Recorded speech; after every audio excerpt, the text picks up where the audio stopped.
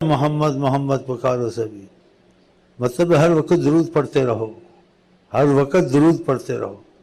ایک صحابی کو آپ نے 3 دفعہ درود کا کہا تھا، پڑھو تمہارے لیے اچھا ہوگا، کہ تمہیں فائدہ ہوگا، میرا فائدہ نہیں ہے، اس لیے اس کو کہا خیر لک، تیرے لیے اچھا ہوگا۔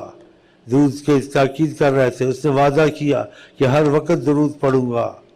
آپ نے کہا تکفیٰ ہمک ویغفر ذنبک، جو بھی تیری پریشانی ہوگی، جو بھی تو چاہے گا وہ ہوگا، اور گناہوں کی سزا خدا تجھے نہیں دے گا۔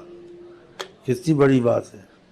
آقا جی نے کہا ہر وقت، آقا کہا خیر لک، تیرے لیے اچھا ہوگا کہ مجھے فائدہ تو نہیں پہنچائے گا، میں تجھ کو فائدہ پہنچاؤں گا، میرے نام سے تجھے خیریں آئیں گی۔ ہاں، اس کا یہ مطلب ہے۔ آقا جی نے کثرت سے درود کا کہا نا، اور اس کو کہا تمہارے لیے بہتر ہے۔ ایسے طریقت میں کسی کو زیارت مصطفیٰ نصیب ہو سکتا، تو آقا جی اتنا درود پڑھتے ہمیں ضرورت نہیں ہے اس کی، یہ بھی کہا۔ بس ہمارا دل خوش ہوتا مجھ کو یاد کرتے ہو، کہ تم مجھ سے محبت کرتے ہو، میں بھی محبت کرتا ہوں۔ ہاں، یہ فائدہ ہم کو پہنچتا ہے، آقا کو تو نہیں پہنچتا۔ ہم رات دن یہی کرتے رہتے ہیں کہ اگر ان کی ایک نگاہ مل گئی ہم لوگ صحابی بن جائیں گے۔